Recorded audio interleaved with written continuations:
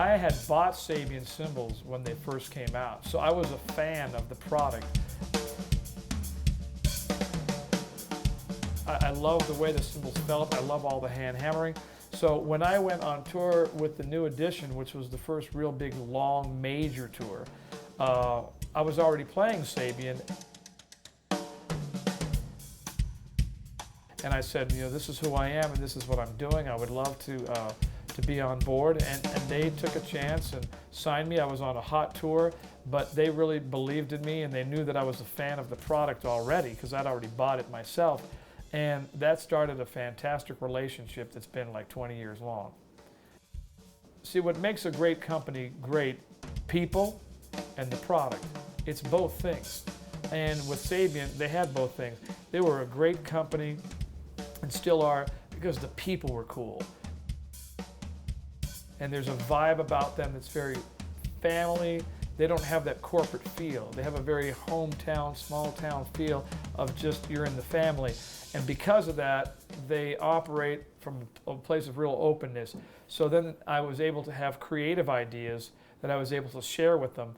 I loved everything about all their cymbals, but I always felt like there's a couple things that if I could have my wish list, if we could do this to hi-hats, combine this with that, then we could come up with this awesome sound that I'm still looking for.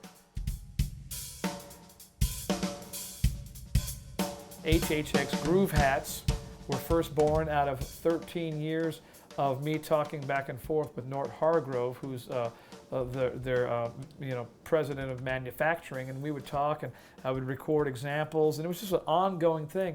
And finally it came, where we really were able to hone in on it, and they started hammering stuff and sending stuff back and forth to me, and they came out with the absolute bomb hi-hats, and they've been a hit ever since they came out. They've been one of their best sellers, HHX groove hats. And they're just a cymbal that's for every style, because every style likes to groove. It's just got that crispy, when you play into it, it feels like you're playing into clay.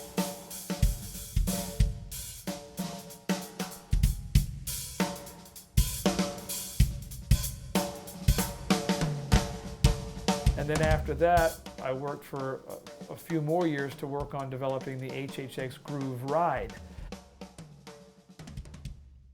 I'm a lazy guy, so if I ever had to play in town and I ever had to carry my own gear, I wasn't going to carry much. So I wanted to carry one cymbal that did it all. I didn't want to carry crashes and splashes and chinas. I wanted a ride cymbal. It could be a crash, it could be a jazz ride, and also be a funk ride to have the bell and the Latin sound of the bell. And so I said, man, it needs to have all those things where it's soft enough to crash on, because some rides are so hard they sound like a tank, where it's got the stick tone when you play bebop, where you can hear the definition, but then it's got the bell of like, a Latin player or like a rock player would like that bell, or a funk player. So it took quite a while, but they developed the Groove Ride, and the Groove Ride is the absolute bomb. So if I were to show up to a gig and all I had was my groove hats and Groove Ride, I could cut it, because that 20-inch Groove Ride could be a crash, and it could be everything that I need to do. It could be, an old rock cymbal where you're just banging on it and you're just getting that wash with the shoulder.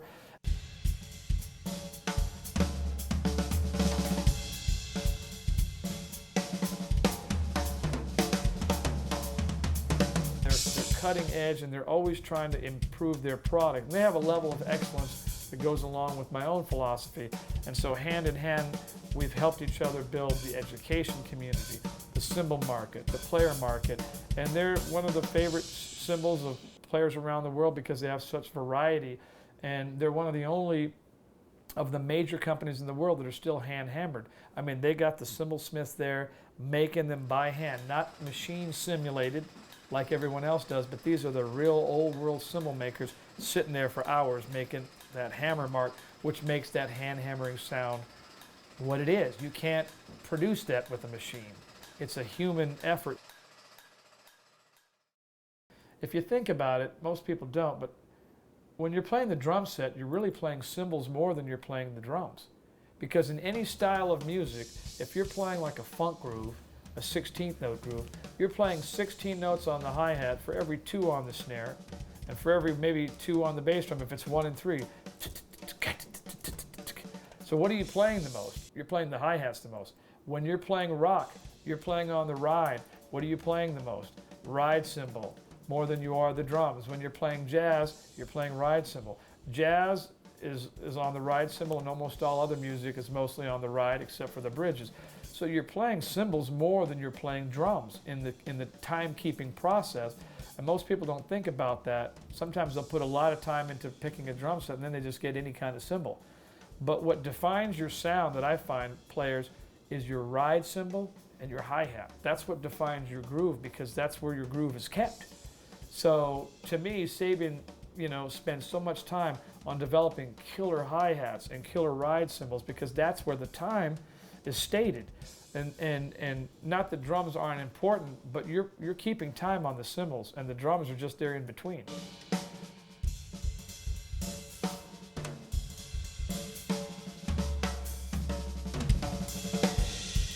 So to me, that's why my cymbal choice is so important, because I play groove music. Everything I play grooves, and that all stems on how I play the hi-hats and how I play the ride cymbal.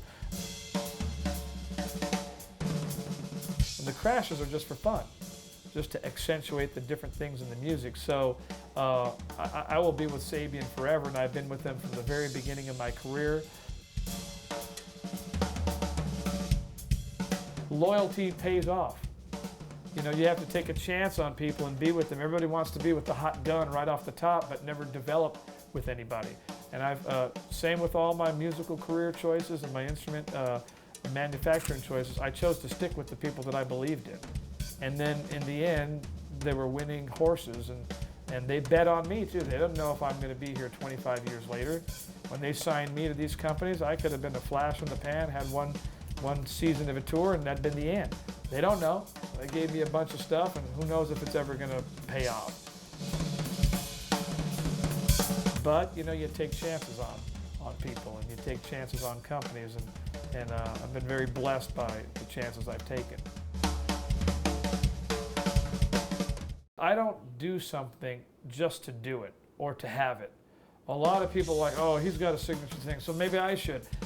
I worked on those signature cymbals for most of my career. The music stores don't need another signature cymbal just to have a guy's name on it. It only needs it if it's warranted.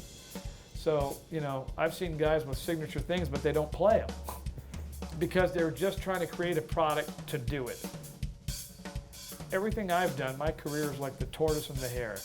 I've done everything slower out the gate. It took my time. But by doing that, I built things that were solid. I built things that were reputable. I built things that are still selling. You can't sell things by blowing smoke up people's behind. Consumers are too smart.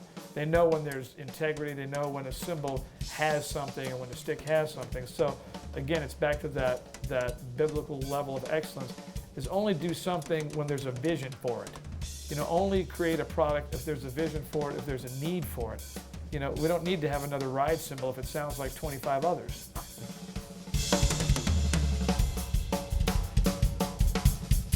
So that's kind of my philosophy with the instrument manufacturers. Unfortunately, I've been with companies that have allowed me the creative license to say, hey, I have an idea for something that I think could fill a void in your catalog, and it would suit my needs as a player.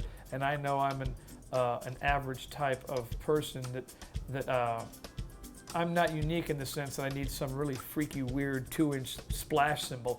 I need what everybody else needs. I'm a meat and potatoes guy, who's a groove guy, and so I'm representing most drummers out there in the world that do that.